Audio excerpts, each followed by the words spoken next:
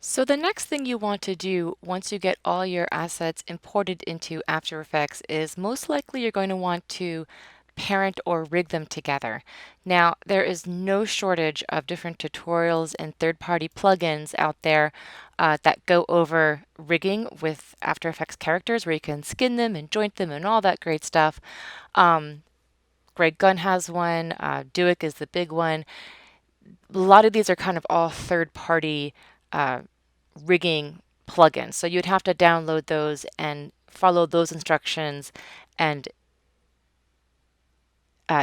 install the plugin into After Effects. So again, you can do a lot of rigging in After Effects, but since it involves a lot of third-party stuff, I'm just showing that to you. We're not going to be doing that within After Effects, but I want you to know that there are tons and tons of different resources out there where you can actually rig up a pretty workable skeleton rig. I am, however, going to show you basic parenting within After Effects. So once everything is in, it's still really not connected to one another. So for example, if I were to click on the tail and move it, that's my shine, nothing else is going to sort of go with it. So I just want to do some basic parenting where if I wanted to move her whole body, everything would be connected to it. So what you're going to do in order to kind of connect the different pieces is what's called a pick-whip. It's super weird name, but that's what it's called, the parent pick-whip. So for example, I want the ear to be a parent of the head. Let me see, or the face. So the ear is a parent of the face. And then you're going to see here that it's going to change this sort of naming convention. The ear is connected to the face. The hair flower is going to be connected to, let's say, the bangs. And then this hair flower is going to be connected to the bangs. And again, I'm just clicking on this little swirl and then dragging it to the layer. The bangs, I want to be a parent of the face.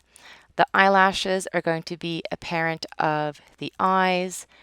The pupils are going to be a parent of the eyes. I don't think that's going to impact my masking. We're going to go over that in another tutorial. The mouth is going to be a parent of the face, as is the nose, as are the eyebrows. Let me see. I do want the eyes to be a parent of the face.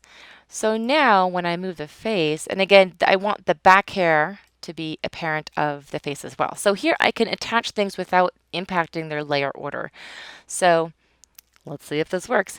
If I move her face, the whole head comes with. So that's how I've parented it. I haven't impacted the layering, and nothing is really sort of a subcategory of something else, and it's all on this layer. So that's sort of how to parent. So you would just keep going and go, okay, this fin is going to be a parent of the tail. The shine is going to be a parent of the tail.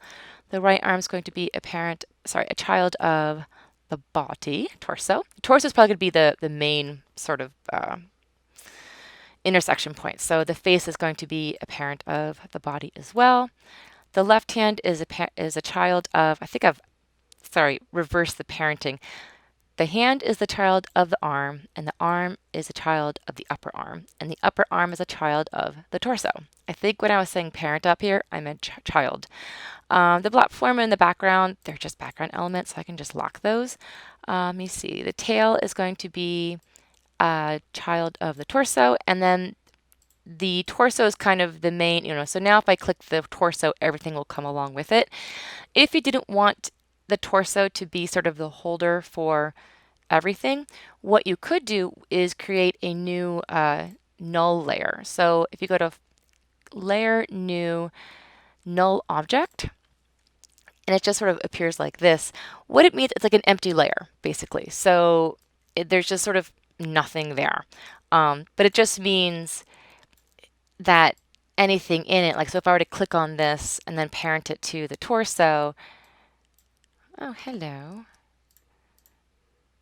Let me see. Oh, no, wait, sorry. The opposite. So you also do the pull down menu. I want the torso to be a child of null. There we go. And now when I move it, the whole thing sort of, comes with.